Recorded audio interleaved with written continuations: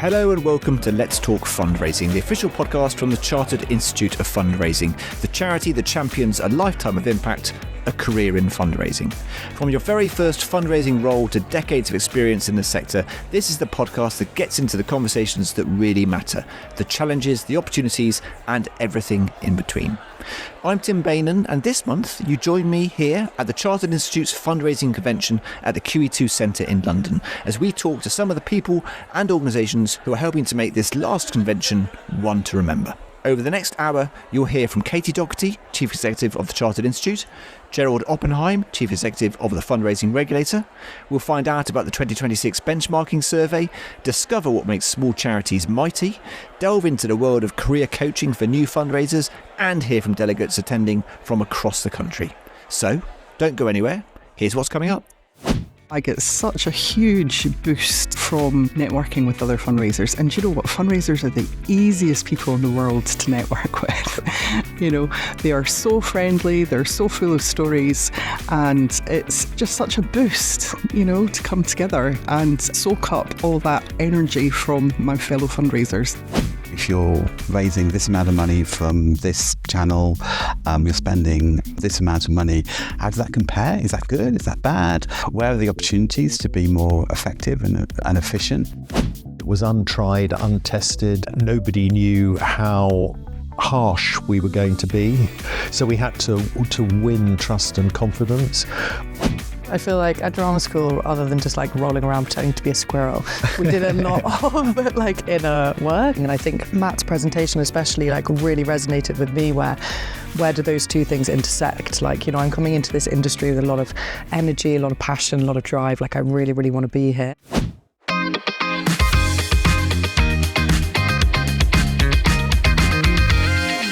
Of course, 2026 marks the last year of Fundraising Convention in its familiar two-day format before it moves to two one-day events from next year. So to find out a little bit more about that, I managed to corner the very much in-demand Docherty, Chartered Institute of Fundraising Chief Executive, on the morning of day two.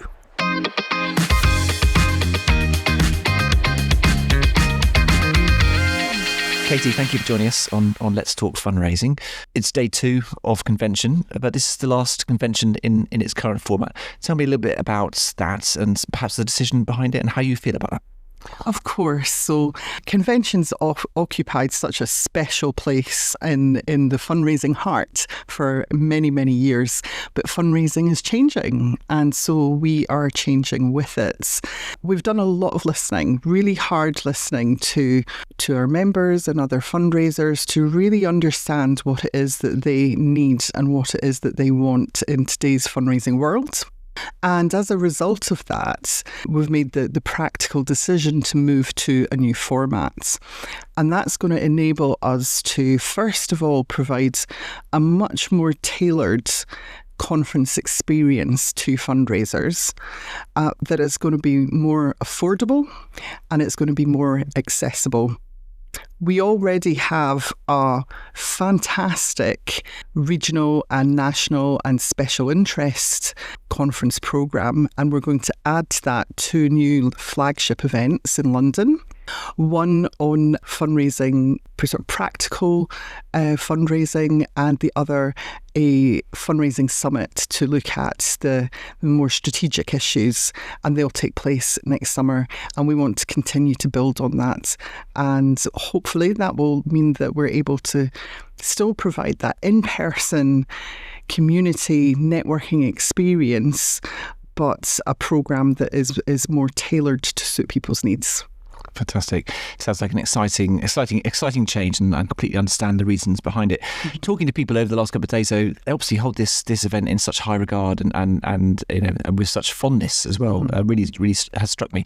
Mixed emotions at the fact that it's the last one. Well, I hope that we'll be able to carry those feelings forwards, and I hope that we'll be able to create events that will inspire that same fondness and that same excitement and passion. We don't need to lose that.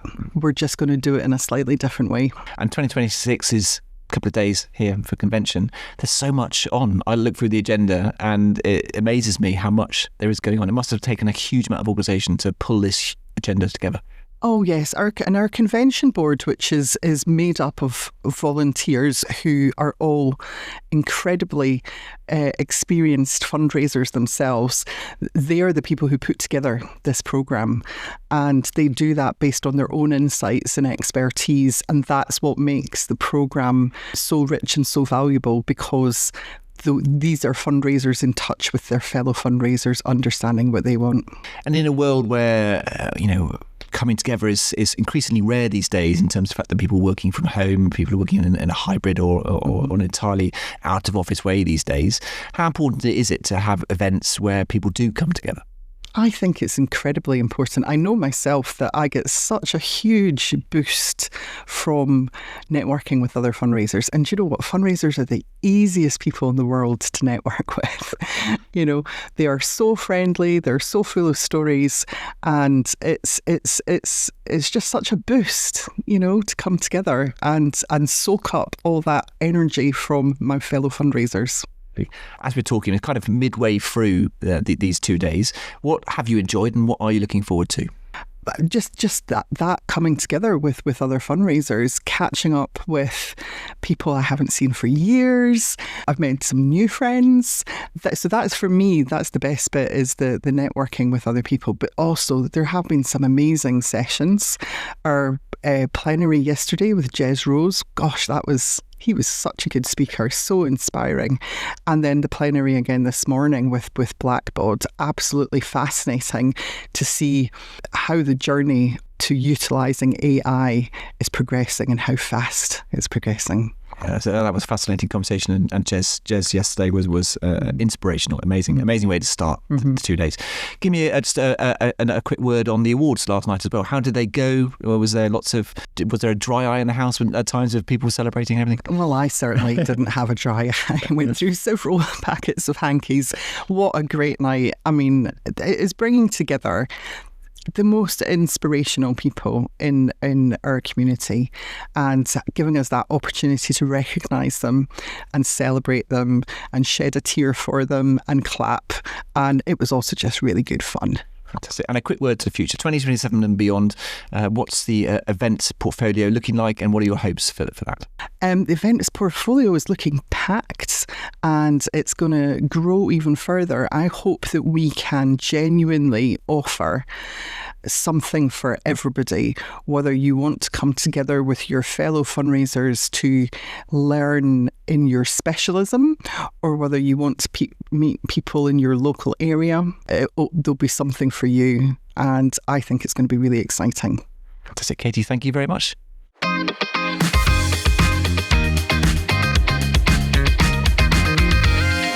Very much kicking off convention on Thursday morning, Tobin Aldrich, Principal Partner at AAW, together with Sophie Carre, Director of Public Engagement at Trussell, led a session that delved into the findings of the 2026 Fundraising Benchmark Survey.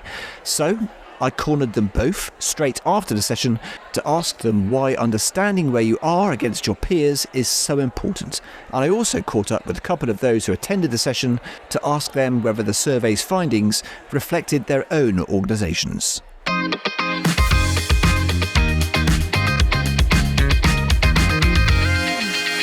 Well, I love that. It was a great session. Thank you both for being in the first session of the day. For me, first session of the day for a lot of people, my first convention. So it was a good way to sort of get to know what's going on. But let's talk to you a little bit about the benchmarking survey, and Tobin, a bit of detail about some of the results and some of the work that went into it, because I know a huge amount of work went into it, as you so eloquently talked about earlier on. Let's start there, if we may. Can you give us a quick sense of the scale, Tobin, and the scope of the benchmark study, and who took part, and what you were measuring, and why the sector actually really needs this kind of data? Why is it so important?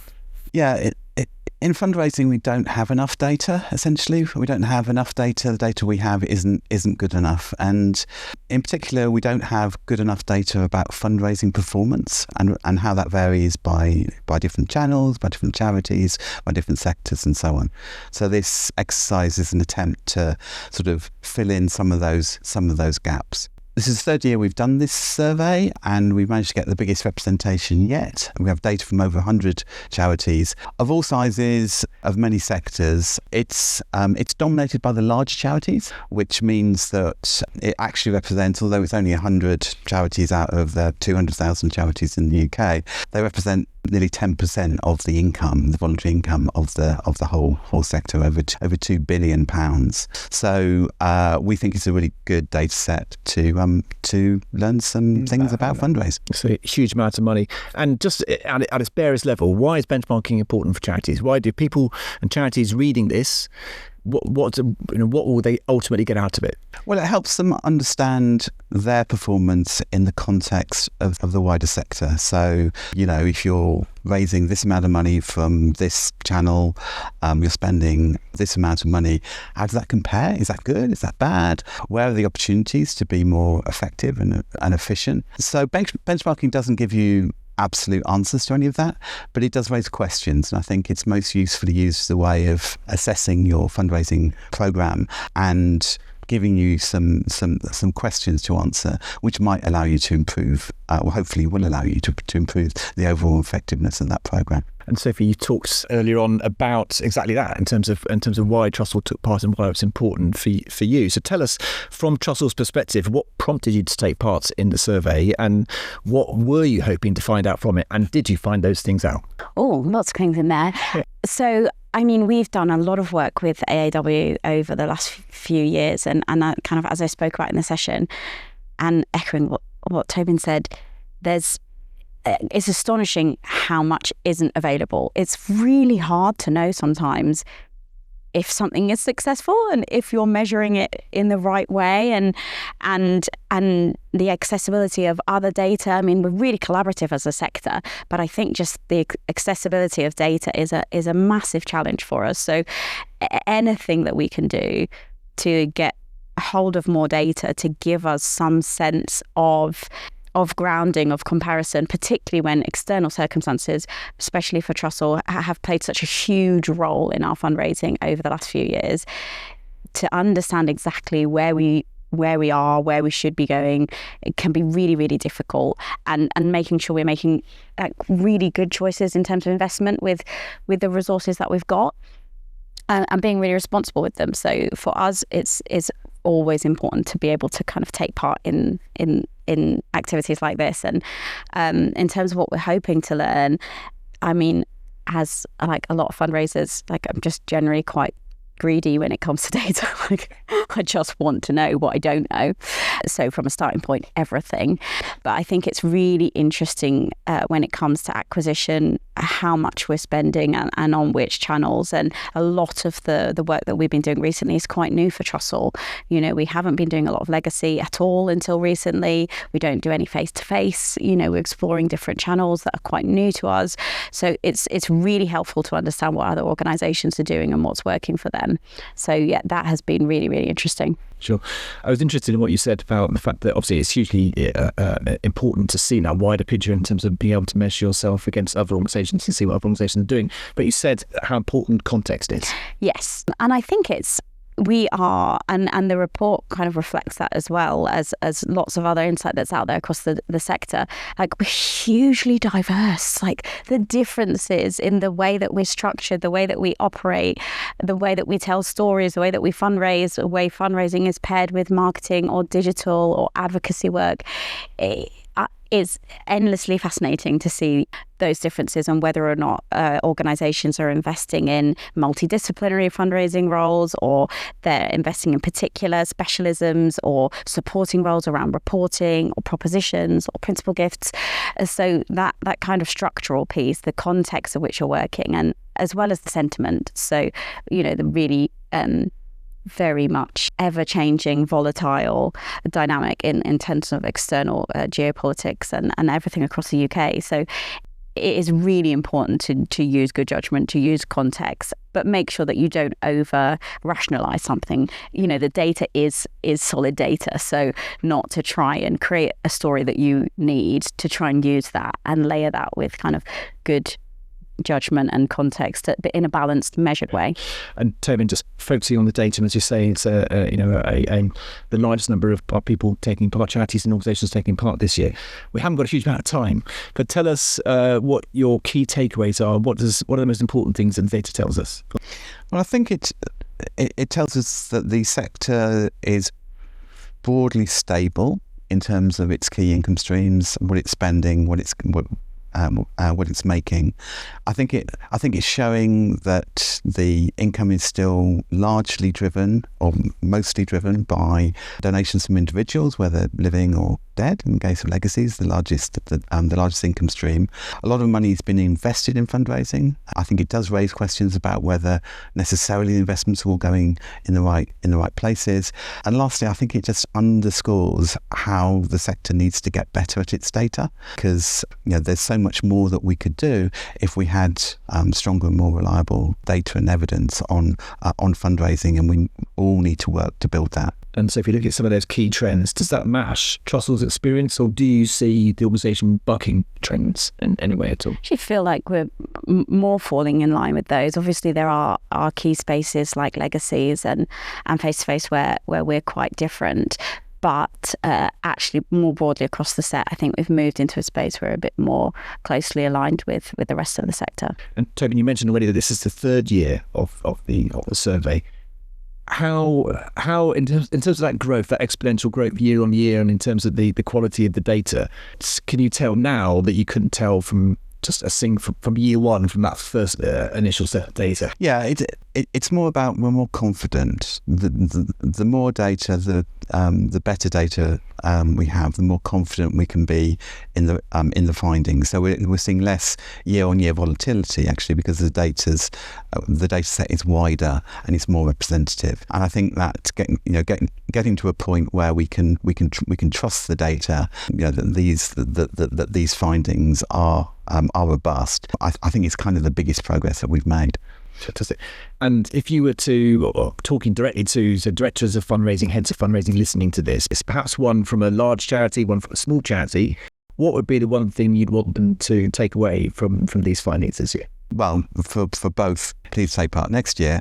Separately, I think really looking at your again, I think it's actually the same thing. It's looking at the real efficiency of your fundraising activities. Are you really confident that the investments you're making are paying back?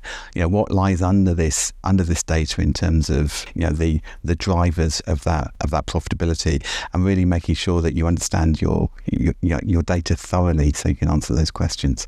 Fantastic. Sophie, last question to you. What would be your one sort of practical message to a mid-sized charity, perhaps a charity that maybe hasn't benchmarked before? What would be your message to them in terms of making sure they get the most out of it? Where do they start? It's embrace it. It's something to be excited about. It's a privilege to do, and you get back what you put in. So if you invest your time and energy in it, and you do that in a collaborative way with the team, bring everyone on board, get excited about it, discuss it, create space to kind of stretch and explore and digest it. It's so important that we get better, like Tobin said, at understanding and scrutinising our data and feeling confident that we're making good decisions under a lot of pressure. So I think it can feel like there's a lot to do and making time for it, but it's something that pays back. So I would just really encourage people to get involved. Fantastic. And I have to ask as well, if anyone listening to this wants to see more of the data, how do they go about doing so? So the presentation is available to all conference participants, of course, and then we're making the report available to everyone who took part. And also for the first 100 people who register for the report, they'll be able to receive it for free. Fantastic. That's great. Thank you both for your time today. It's been fantastic. Thank you. Thank you.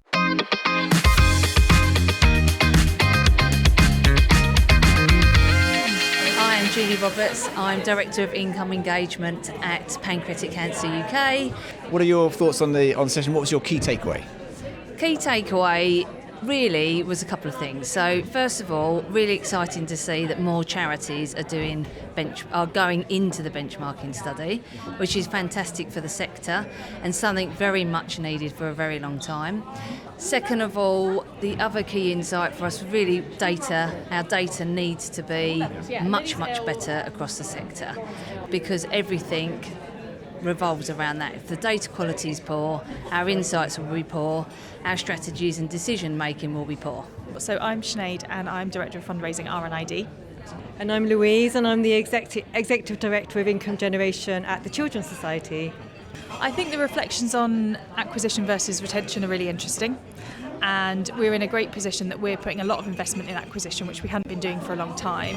But our watch out is to not underinvest in retention. So that was quite interesting. It really continues some of the key themes from conversations earlier about investment and the importance of continued investment in fundraising and not having the spikes of investment that some charities see, where we have investment for 1 or 2 years, but then that's our investment done for 5 years.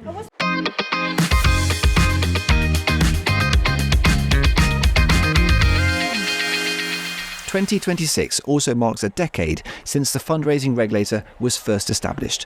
So, having worked side by side with the Chartered Institute of Fundraising and been an ever-present here at Convention, it was a pleasure to sit down with Chief Executive Gerald Oppenheim to reflect on everything that's happened over the past 10 years.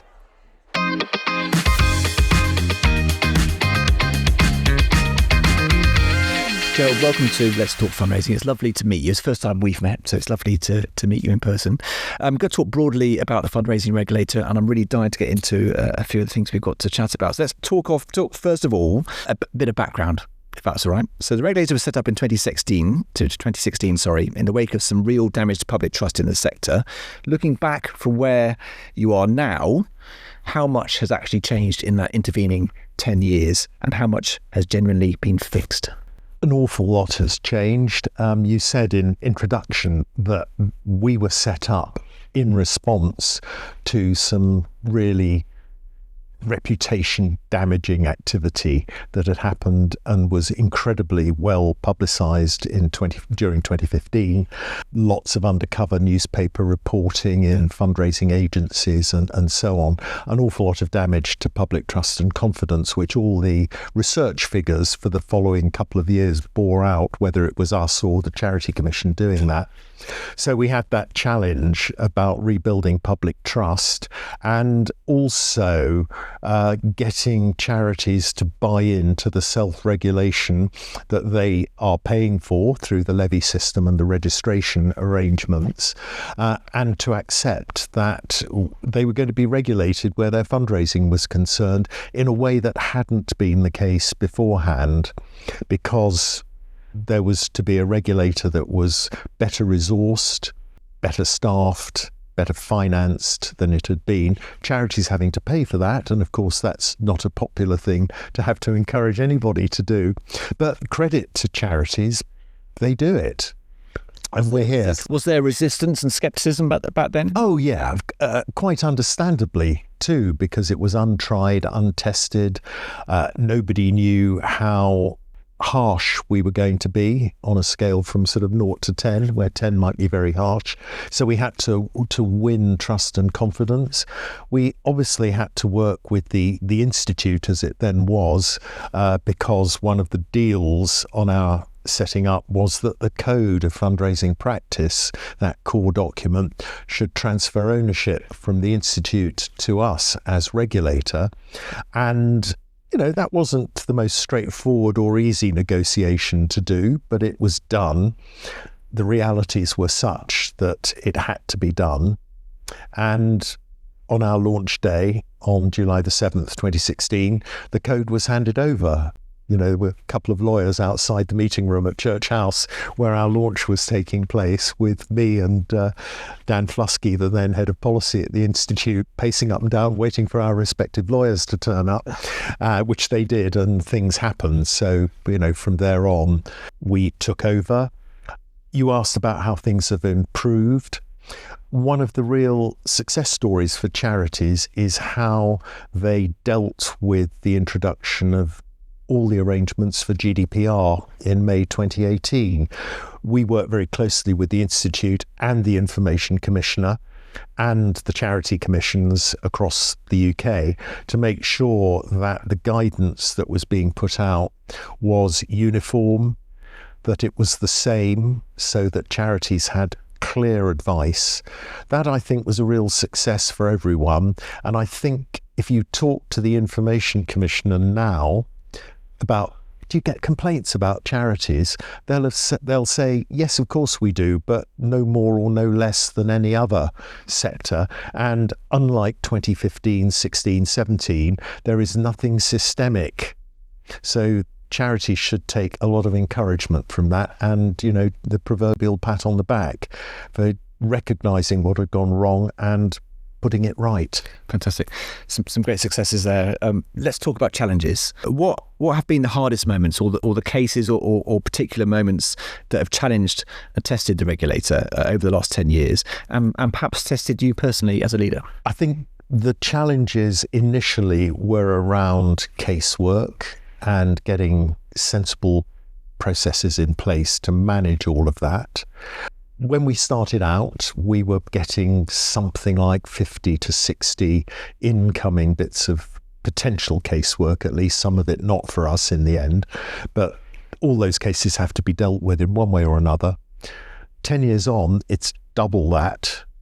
So that's one challenge of being equipped to do that. And we've recruited over time a staff team that is skilled and experienced at doing that. Reading across our other functions, whether you're looking at the policy function in terms of the code and guidance, had to get the right people in place. If you look at our corporate services, at our communications functions, and more recently the proactive regulation function that now exists, to be out there to pick up issues before they become issues, to deal with them when they do become more widespread. That's been a challenge to get skilled, talented people in place, which we've got. A team of 35, 40 of us now doing that. We obviously had to recruit a board and committees, external members of our committees, to make sure that our governance is all that it should be, because when you're talking to charities about getting their fundraising right, one of the things you learn very quickly doing this sort of regulation is that when fundraising goes wrong for a charity, it's sometimes and quite often a proxy for other things that aren't working as they should be. So one of the other challenges was working with the statutory regulator at the Charity Commission, getting them to buy into what we were doing, building the links so that we work with them, they with us, because often there are two parts to a case we might be dealing with, the other part being a governance question. So it's working with the Commission, which we do really well now, across, again, all those functions that any regulator has got. Our prime function as a regulator is public protection. After all, that's why you're there. And you have to make sure that people who complain to you, who raise the cases, understand when you say, actually, you may not like what the charity's done, but they haven't actually done anything wrong, as it were, that breaches the code. Equally, you have to say to charities, there are code breaches here, guys. You didn't get this right, and you need to work with the recommendations we're making to make it better. And a lot of charities roll with that. They may not be entirely happy, but they recognise what's happened and what needs putting right. You do get a few, and it's a minority, where a lot of work has to go in to say, you have to put this right. Ultimately, if you don't, we will have to raise the issue with the Commission as statutory regulator. On that front, what kind of things what are the most common things over the last 10 years that you found charities to have got wrong? I don't think there's any one thing that you could say is a sort of, very obvious failing. We ran back in 2023-24, we ran what we called a market inquiry into subcontracting by charities using agencies, and then the agencies employing agencies as subcontractors.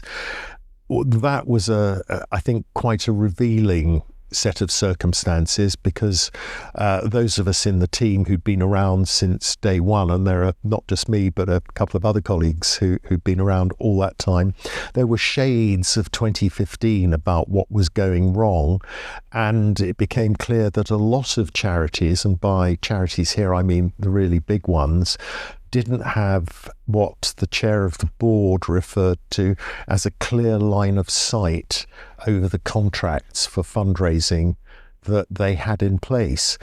The inquiry found that however good the arrangements were between the charity and its principal agency, when the agency subcontracted, they lost that and things went wrong, and that some of that looked like 2015 in parts. So that was a concern. So that's been a real challenge for us. But the charities that have been in focus on that because of the complaints that were made about them have, to their great credit, got on with it and looked at the recommendations for improved practice that we've made and the compliance work that we now do with them against an action plan, shows where they've made changes for the better. It shows where things are difficult because they can't quite be done in the way we might have thought was possible. So we learn from that too. I think the other challenge as well is that charities now have competition in the public fundraising space from a range of other organisations that are not charities, though very like a charity in some respects. Community interest companies being the obvious example. There are about 40,000 of those in existence now, and it's a tiny minority of them that are causing grief through really poor fundraising that even back in 2015 charities weren't doing. A lot of aggression on the street towards people who say no thank you. They're regulated in a different way, and it's not the way charities are regulated. It's much lighter touch. But they're being tarred, charities are being tarred with the same brush as a result. Yes, they are, because if you're a member of the public, you're not going to make the distinction unless you happen to be a bit geeky to know that it's a CIC, not a registered charity. You're not going to know that. One or two people might, but the generality is not. So that's quite difficult, and getting resolution on that is hard. I think we've also learned that through experience that some of the legislation that underpins fundraising is now very old, and although it's basically fine, it doesn't reflect the way in which a lot of charities now go about their fundraising.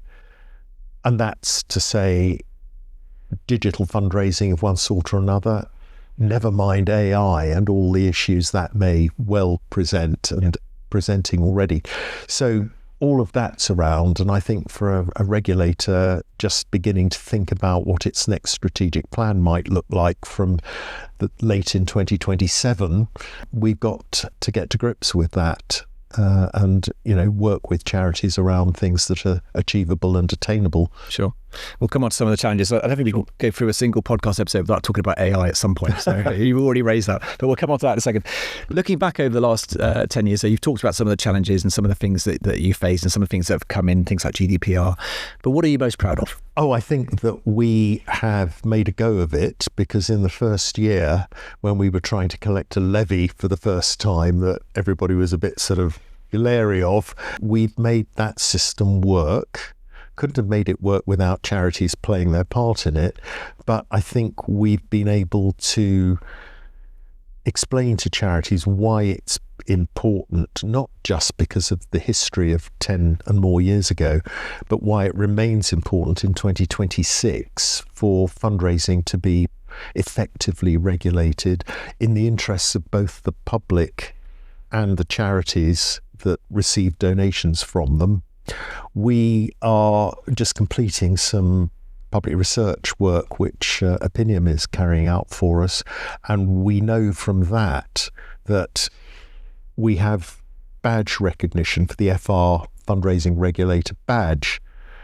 That's been a real success for us, because you see it everywhere in charity advertising, whether that's on television, in a newspaper, in a flyer that you pick up from a charity or online. It's become a trusted mark, isn't it? Yes, very much so. And I think that's a real success story, because we also know from the research that will be published in a few weeks' time that the public has a considerable degree of confidence, and that they're more likely to donate to a charity displaying the badge than one that doesn't.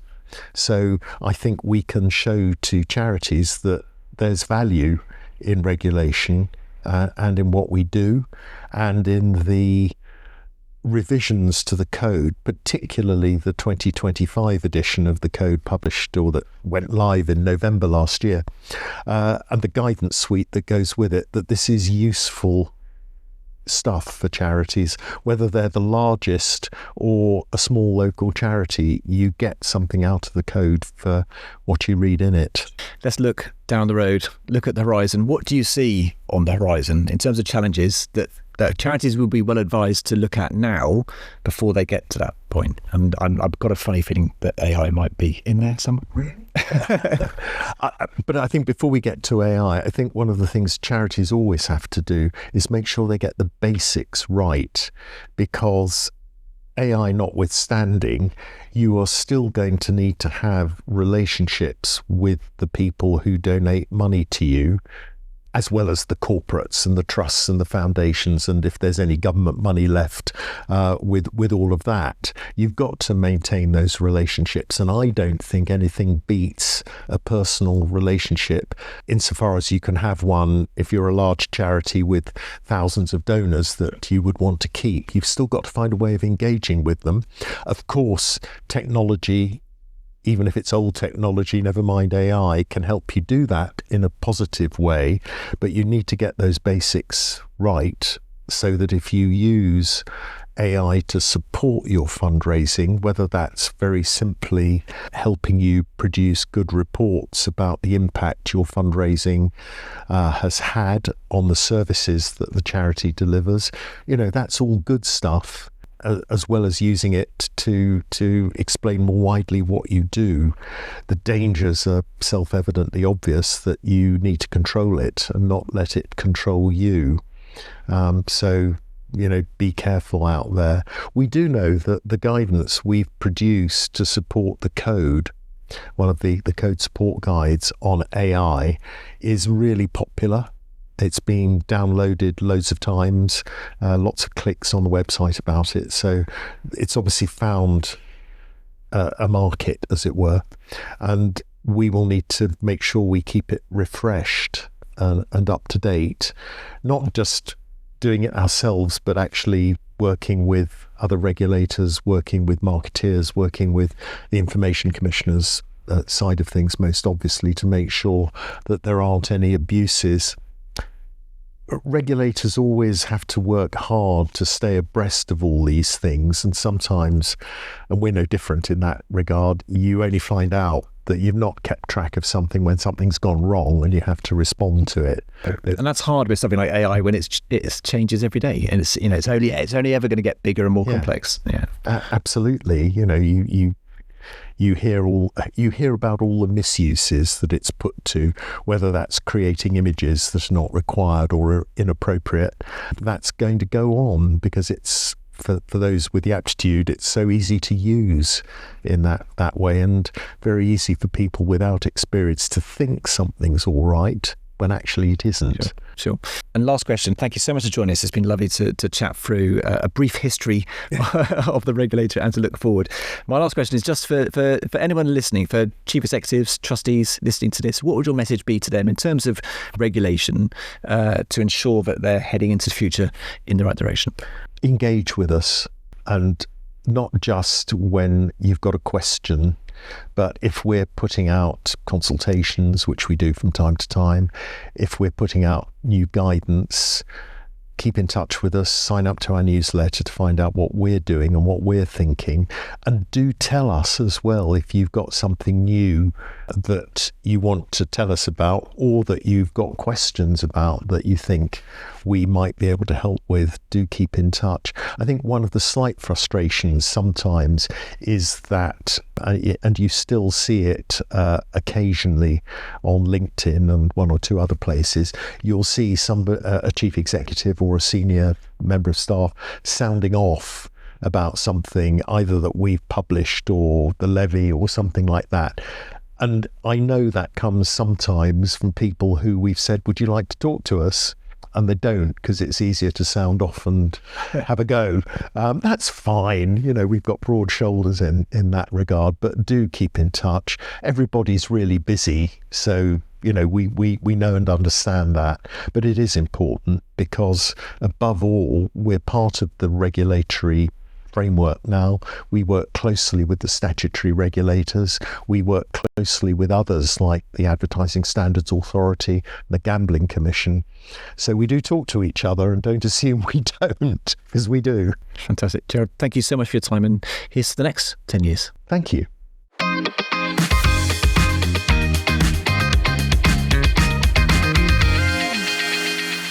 With small charities making up 96% of UK charities, there was a wealth of sessions across the 2 days of convention that aimed to support fundraisers working within the confines of small teams and limited resources, including a session suitably titled Small But Mighty, with Matt Smith, Managing Director of Think, and a panel of guests that included Rebecca Bednall, Head of Fundraising at Mayhew Dog and Cat Home. The pair joined me after the panel discussion to chat about the advantages and challenges of being a small charity today.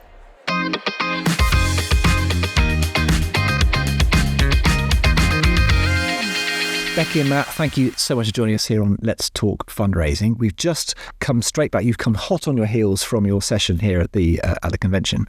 Small but mighty. We're talking about small charities.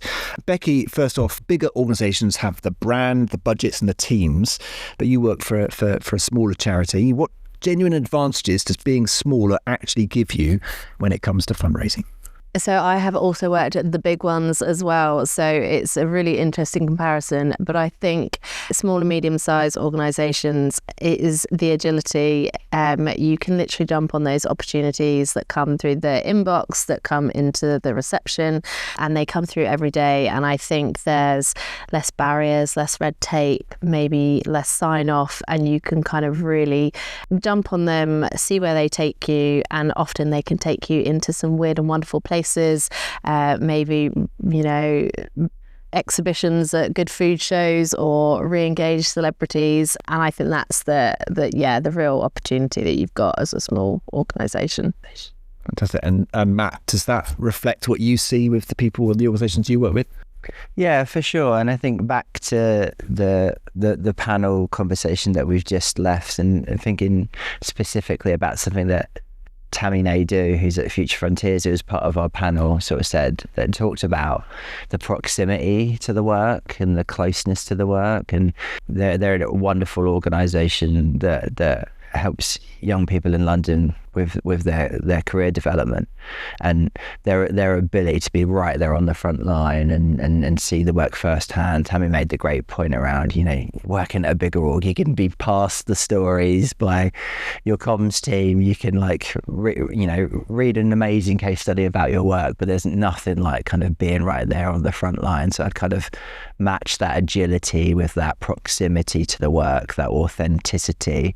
We also talked a lot about focus versus scale, or like kind of focus over size.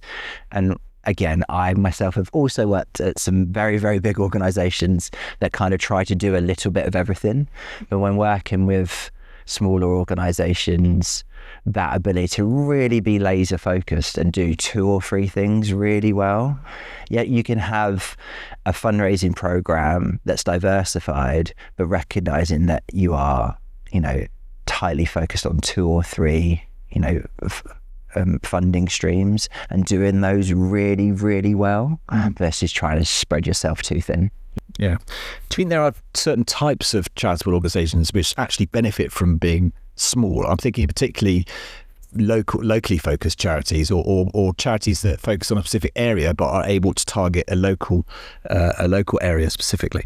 Yeah, for sure. And I think thinking about it through an audience lens and recognising, we've been on a really interesting journey over the last decade with localism. I think it comes out in some really healthy ways and some really unhealthy ways, and I'll leave it at that. But I think there's something to be said for really knowing your audience and really recognising that as a smaller organisation, you can dial into a local audience and mean something really tangible and important to a local audience. One of the major negatives of capitalism is bigger, you know, and it doesn't have to be that way. You can have a really tight mission that's focused in on a specific cause and mean something to a local audience. And I think there are absolutely, you know, there's a very long list of causal areas and types of organisation that, you know, you don't want to grow beyond a certain size. I think actively having it within your strategy and your mission to stay of a certain size and serve a certain audience is really, really important. So just to add to that, I think you can still be a local, a smaller organisation and have a national message. You look at Mayhew. Mayhew is an animal welfare charity in North London. We serve 5 boroughs around us. But our message around making sure that all animals are loved and respected and have a home, and that's a national message that everyone can get on board with. So just because you're a small organisation doesn't mean that you can't necessarily get the support from wider, because that message or that vision is applicable, you know. So your services might be local, but you can advocate on a national level, yeah. Exactly. Yeah, exactly. The fourth member of our panel was the brilliant James Pearce, who focused in on the arts and culture sector as well. And I think about some of the work that he's done with small theatres, and, you know, there's some massive arts organisations in this country that do tremendous work. But I think about some of the theatres that James worked with and the impact that they have on the audiences that see their shows, that see their output, and the meaningful impact that has on the community. Like, you just can't replicate that at scale. And I think we can go to certain, in our minds, certain different causal areas when we think about what is a small charity. And I think a lot about the arts and culture sector as well in that space, and the amazing work that small arts bodies do to further the culture in this country. Talking about challenges now, and one of the things, Becky, that I picked up on from the panel discussion, you mentioned one of the challenges you faced coming into Mayhew, that the organisation was a jack of all trades, master of none, you said, and therefore you had to make some bold decisions about saying no to things. Tell me a bit about that in terms of how important is it for small charities to actually say no? Yeah, I definitely stand by that jack of all trades, master of none. When I came to Mayhew, there was multiple income streams, some were raising a couple of £100, and you've got a fundraiser dedicating 20-30% of their time to it, which just felt like an absolute waste of resource and talent. So I think it is about being bold and coming in, or not necessarily coming in, you might already be there, and just having a look under the bonnet and saying what's working and what should we focus on, and not being afraid to say no to stuff that might be, you know, the board might love, or a handful of trustees might say, oh, you really must continue to sell Christmas cards, because I always buy my Christmas cards from Mayhew. And I think it's just about having the evidence to back up why you're doing it, and to not be afraid to reverse that decision. You know, if you do it for a few years and then actually maybe you realise there is opportunity to go back to it. I think I used another little phrase about win, lose, learn, not being afraid to try and fail or succeed, but just as long as you find learnings from it.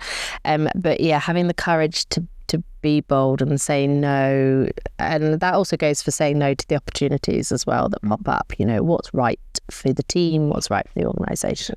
And has the proof been in the pudding for you in terms of having done that, where you are now? Yeah, definitely. It's freed up our capacity and our time to focus on other areas, and has allowed us to introduce new things. Whereas I think if we'd carried on with the same portfolio mix, we wouldn't have had the spare cash, but also the capacity to try other things. And not all those other new things have stuck, but at least we had the opportunity to give them a try, because we weren't focused on some historic products that were trickling along in the background. So absolutely, I stand by it.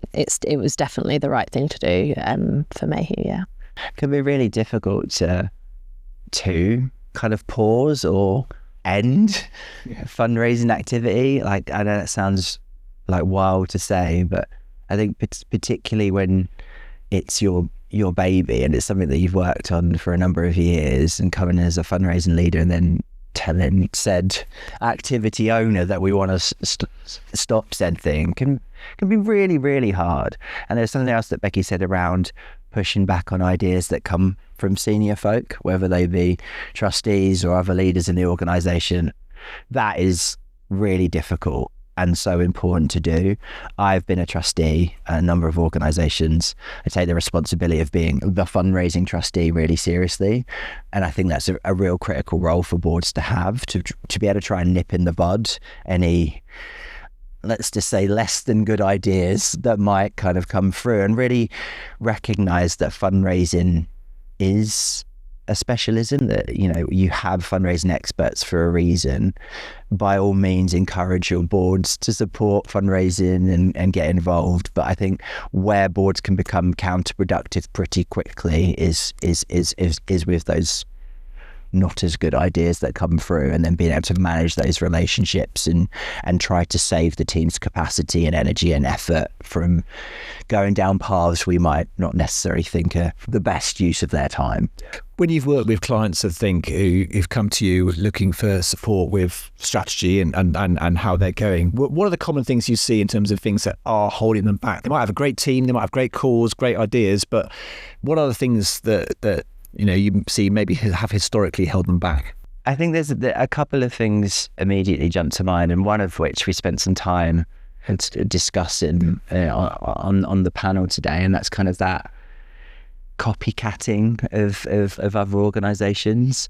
I use the example in sort of the 2010s. There was a series of years where there was a big fundraising idea, kind of one after the other. We had the coffee mornings, we had the ice bucket challenges. I think those who've been doing this job long enough can remember those years where those came through, and just it felt like everyone jumped on the bandwagon without necessarily thinking about the audience insight or whether it was a good fit culturally or strategically for the organisation. I think one thing we try and stress is, does your fundraising portfolio make sense for you as an organisation, both in terms of what your mission is, how you're set up structurally, how you're set up in terms of where your current team strengths are, where your investment is that. There's been a number of occasions in recent years where we've had organisations want to dive into some of the mass participation trends that involve a lot of upfront expenditure that aren't great returns of investment out of the gate. And so being able to recognise that, does the portfolio make sense for the organisation, but then also being bold. And it's kind of the counter to that is diversification has kept a lot of organisations strong this decade. When the pandemic hit in 2020, those that were over-reliant on one or two income streams that disappeared overnight were in big trouble near immediately. And those who had put a lot of time in over the decade previous to diversify, have strength and depth across the board, were able to ride it out and lean into different things. So I think being able to diversify without jumping on bandwagons, recognising you don't need to have every income stream in your mix. You need to have 3 or 4 that you're able to spread across. And then being able to think 10, 15 years from now, where do we want that fundraising mix to be? Where do we see our supporter base being 10 years from now? There is still a huge amount of support, a huge amount of generosity in the baby boomer and Gen X generations. But we know, come 10, 15 years from now, we'll have to be engaging at a much higher level with the millennial and Gen Z audiences. How does that happen over time as well? So being fit for now, but also being fit for 10, 15 years down the line. You mentioned it in the session, and you talked about, obviously 2020s have been a tough decade, looking like in the last few years. Certainly COVID and cost of living crisis and everything that's gone on over the last few years has made it tough for everyone in society as a whole, and as a result there's much more competition for every pound in people's pockets. How can small charities compete with big players for public money, for public pounds in pockets? Becky, what have you found? I think It's about showing why we need them still, showing them that they can still have impact in the cause. It's empathizing with them and talking about the fact that the cost of living is going on for both of us, like it's impacting, therefore they should understand as well as the next person how it's impacting a pet owner who has to give up their animal, because they're going through similar things. I think it's about, we were talking like the diversification, but not overcommitting, knowing your audience and knowing what's right for them. You just have to be really laser focused, have a real tight case for support, focus on what your USP is so you can stand out from the bigger organisation. Like, what can you offer as a small charity? Because there will be something, and I think Tammy mentioned it in the panel. What is the reason why they chose to support you in the first place? That will still be the same and still resonate, and that will be different to why someone supports Marie Curie. So I think that's probably... I think the USP point is really bang on, and there was I focused it on one word in your question, Tim, and that was compete.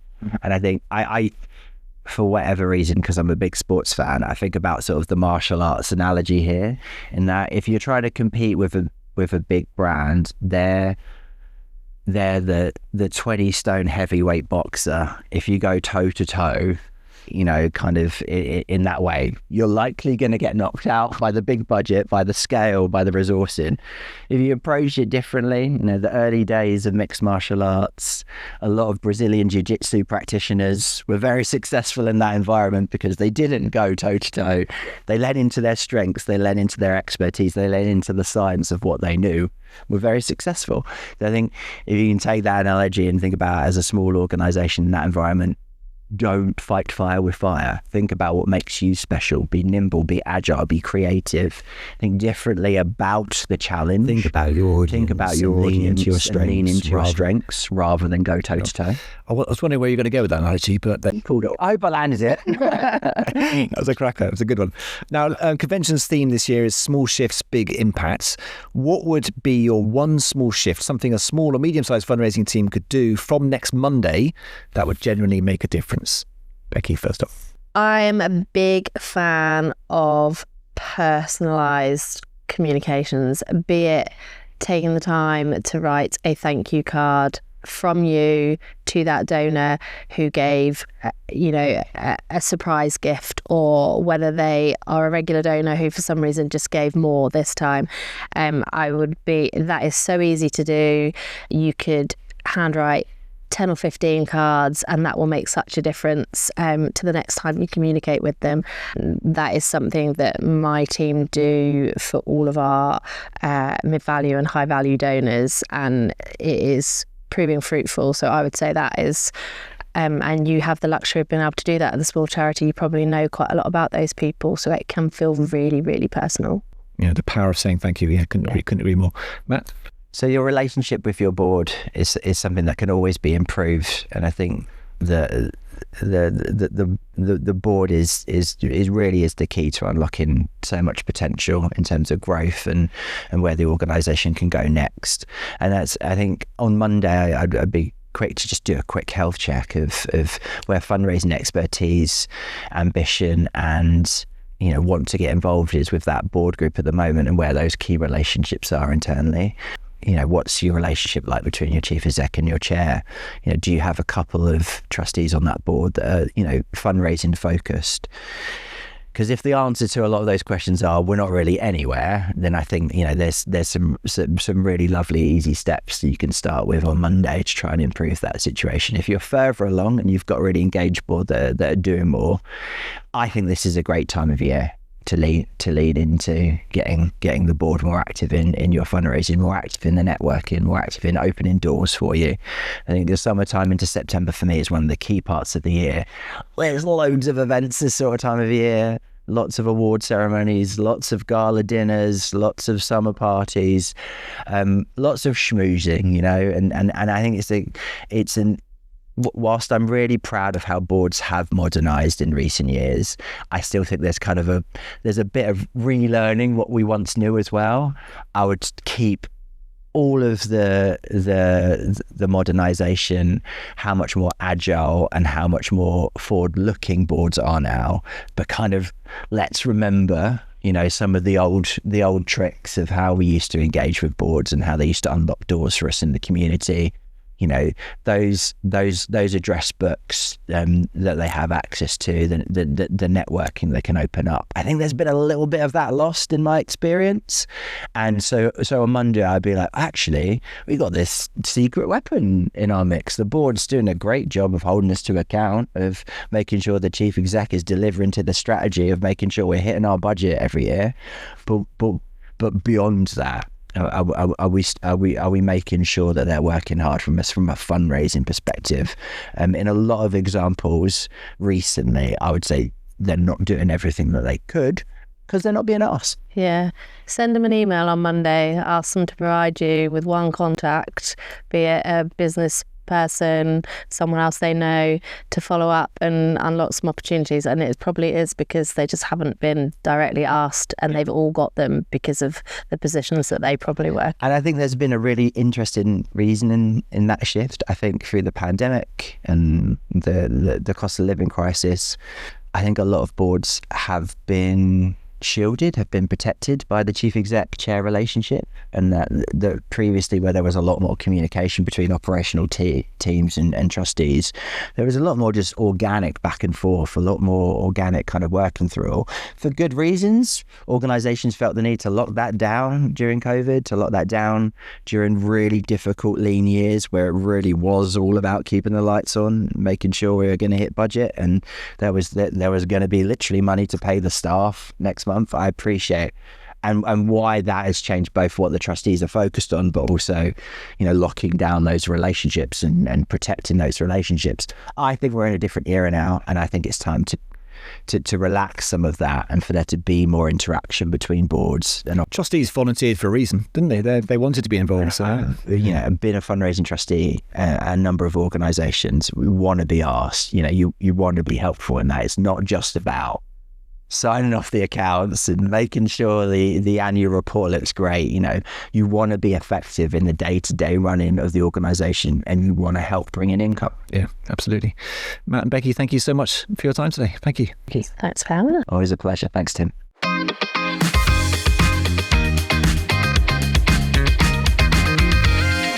Convention has always been a space for fundraisers at all stages of their career, and I was fascinated to join a session for early career fundraisers run by transformative coach Matt Midler.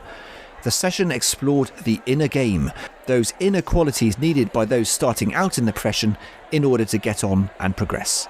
And very bravely joining Matt for a live coaching session in front of a very intrigued audience was Caitlin Scott, who is currently looking for her first fundraising role. I sat down with them both afterwards to delve into the inner game a bit deeper, and I also spoke to two early career fundraisers who attended the session to find out their thoughts as well.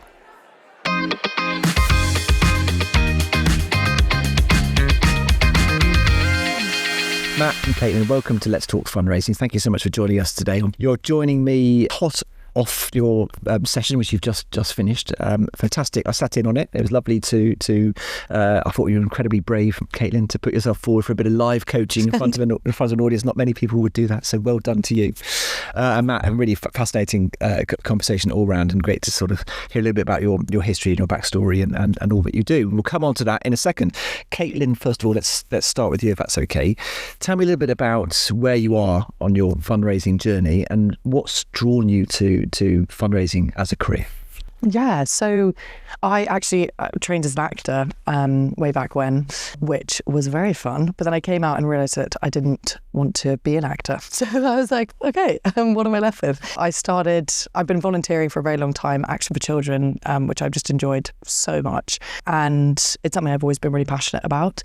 And I started working in the private sector doing community engagement partnerships, building that from the ground up at the business that I worked in the wellness space. And yeah, just sort of it scratched an itch that I was really interested in, but I think I kind of wanted to bring it especially into arts and culture and kind of fundraising in that space. And I think it kind of marries like a lot of my skill sets around like relationship building and stakeholder management, but also it's just something that I'm really passionate about. And so I signed up to the convention and just kind of I'm putting my hand up for everything, which is how I came across Matt and the coaching session. And yeah, I've been totally struck by this industry, just how nice everyone is as well, so friendly. And yeah, I've enjoyed it so much so far. I think if anyone is kind of coming at it new or coming to it from another sector, I think that's quite a common reaction. I think people are always quite surprised how nice people are in the third sector. Maybe too nice. Right, that's a whole other podcast. Matt, as an experienced fundraiser and now a coach yourself, your session today is built around the idea of an outer game and an inner game. And that was the first time I sort of come across that. For anyone listening in who wasn't in the room, give us a little bit of a summary of what you mean by inner and outer game. Yeah, so essentially, I suppose, and I think it's changing a bit, but I think traditionally the investment in professional development in the third sector is very much focused on the outer game of the work that we do. So it's the stuff that we learn from external sources in our organisations through training. So it's the skills and the techniques and the knowledge that you need in order to do the thing that you're doing. So volunteer management or marketing or major donor relationship building, whatever it might be, that's the kind of the skills and the knowledge. But actually, as a coach, the work that I do with mostly senior leaders is to work on the inner game stuff. So it's about becoming more self-aware. It's about understanding our patterns, our behaviours, when our strengths become weaknesses or become challenges for us. And that's all, and I call it the inner game because that's the stuff that only you can learn from yourself. And you can work with a coach or a mentor or do reflective learning in order to elicit some of that, but it's the stuff that is uniquely who you are. And that affects how you turn up and your experience in the environments that you work in. Sure. And why is that important for Caitlin and for others like her at that early stage in terms of a fundraising career? Yeah, well, I was delighted to have been asked to deliver this session for the Early Career Fundraisers Track Convention. And I think it's really important for early career fundraisers to think about giving equal weight to the inner game and the outer game from the outset of their career, because it's just going to make for a smoother journey. And I think when I think back on my fundraising career, I was very much in the moment for a lot of it and just dealing with what was in front of me and not really doing a lot of that inner work to identify the internal roots of some of the struggles and the challenges that I had in my sort of long career in fundraising.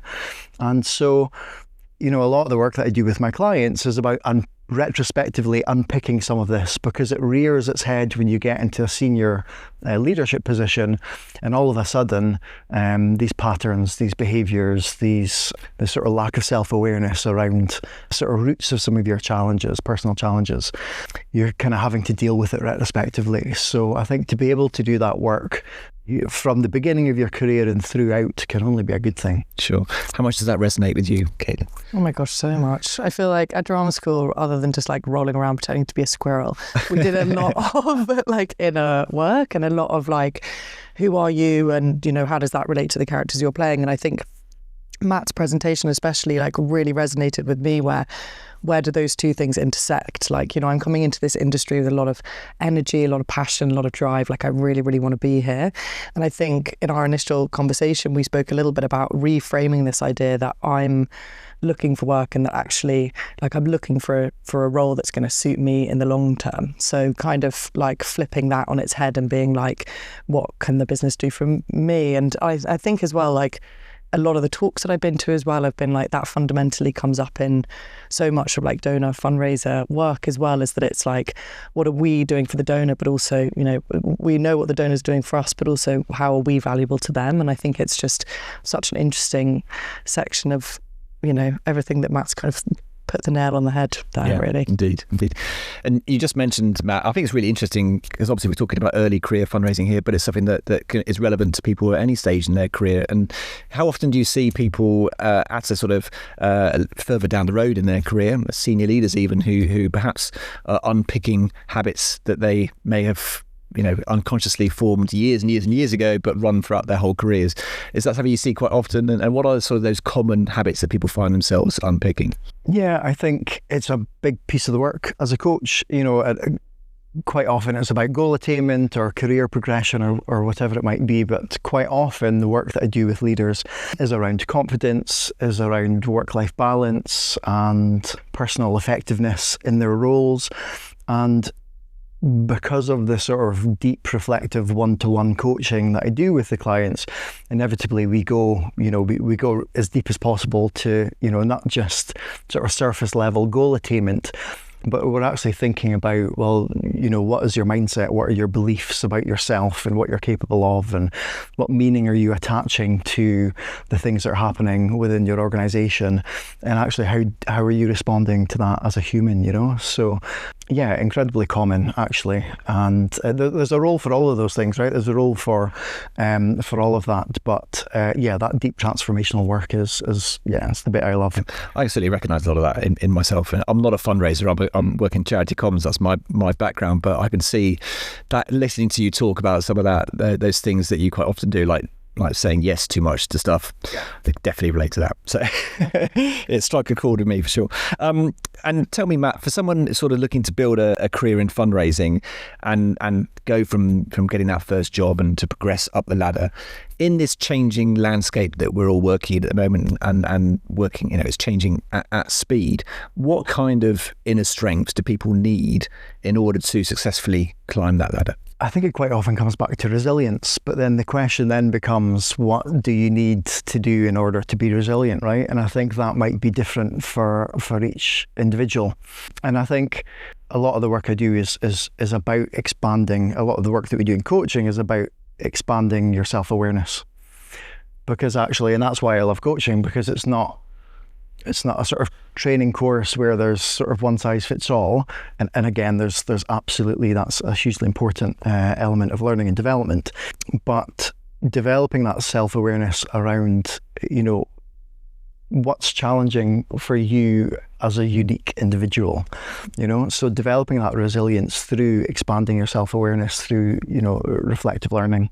Sure. And Caitlin, for yourself, in terms of next steps and where you're hoping to go from here, tell me a little bit about that, and then also what you feel you need to I hate to sort of work on yourself. That sounds awful, but you know what I mean. In terms of what you need to help you get to where you want to get to.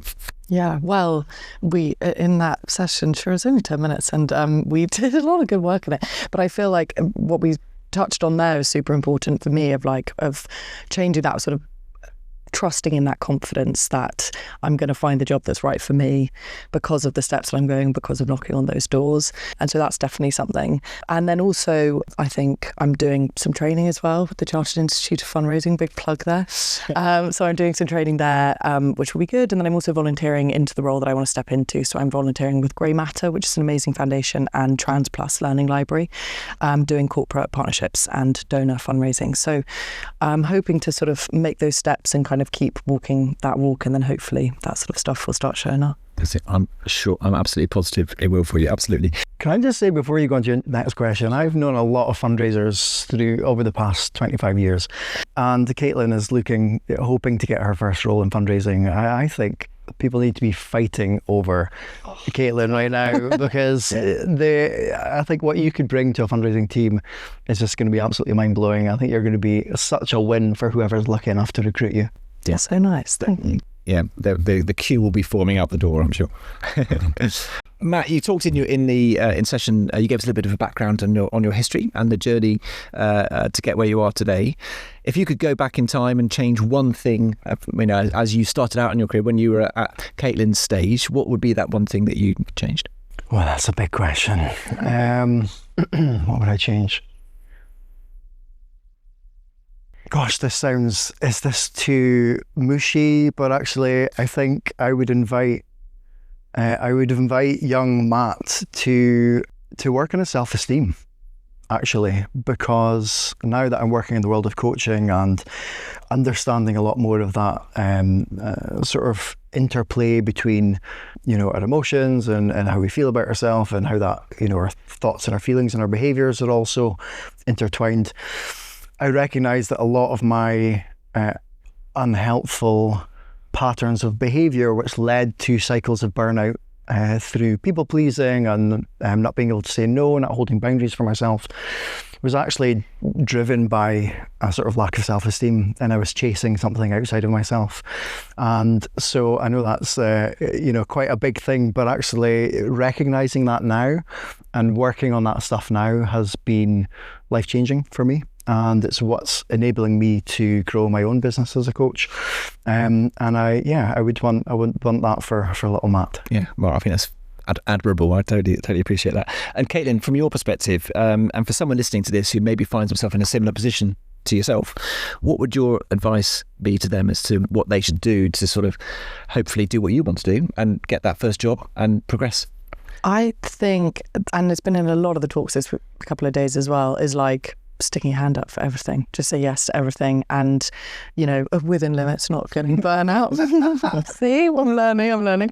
But just really, if somebody offers something, just take it. And I think as well that like what I've noticed in this industry, it seems that people are just so generous with their time, and really just asking for a coffee, because most of the time people want to meet up and they want to chat and they want to help in any way that they can. So that's been something that I found really effective, is just going for that coffee, sending that email. I've just discovered LinkedIn, look me up.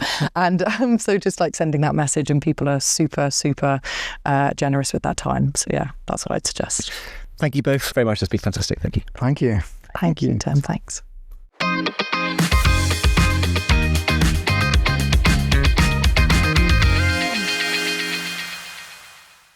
My name's Elizabeth Foskett. I'm a fundraising assistant at Heart Research UK, doing events community work mainly. My name is Ben Johnston, and I am a fundraising engagement officer at Oasis Community Housing, and I do a variety of stuff, including corporate fundraising, managing our church relationships, and event fundraising as well.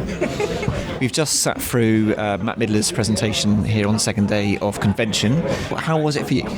I thought it was great. It was very validating, kind of like your inner thoughts, and like reframing, like not necessarily saying anything revolutionary, but saying it in a way that I never thought about it before, and also like just giving me a lot of confidence in like how I think about the career and stuff like that. Yeah, I'd like to echo what's been said, and also the fact it made me want to think more about myself and what I'm doing, rather than people pleasing and doing what's best for the work and picking up things where I don't necessarily need to, and just sort of thinking about my own career and how I develop as a person and as a fundraiser.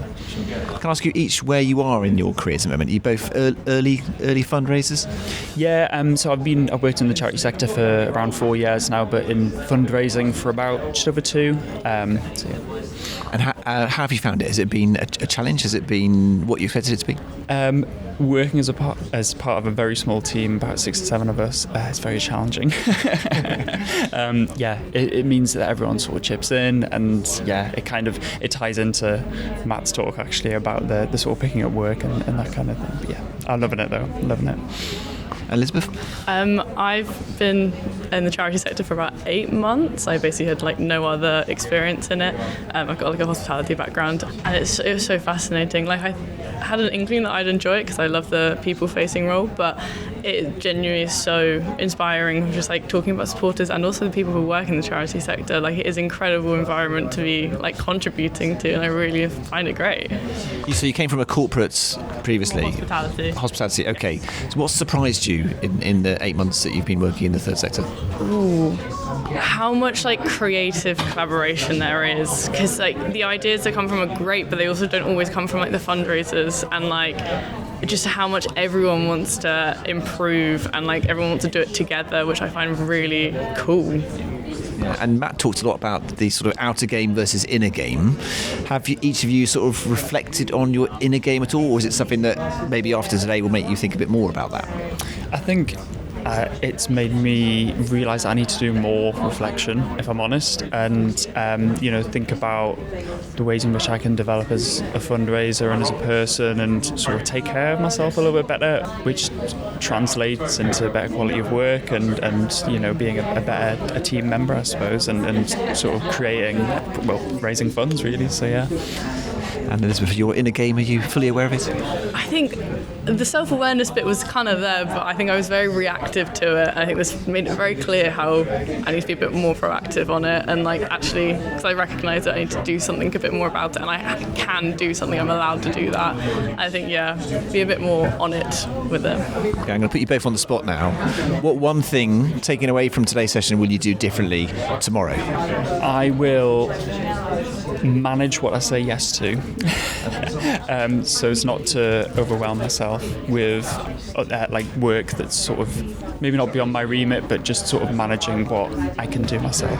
Charity folks say yes a lot. I think that's a good. I'm definitely conscious of that, of saying yes to too many things, or just I think I like the phrase managing saying yes to things, because it's not that I'm going to say no, I'll be able to help, but it's just managing what I say yes to. Elizabeth, what are you going to do differently on Monday? I'm completely in the same boat of saying yes to everything, but I think on Monday I will set aside time to organise what I want to do and a timeline of when I want to do it and actually stick to it, including career prospect and that kind of thing, actually sitting down and time blocking. I think I'll be doing Monday. Well, thank you both very much. That's been really fantastic. Thank you. Thank you. Thank you.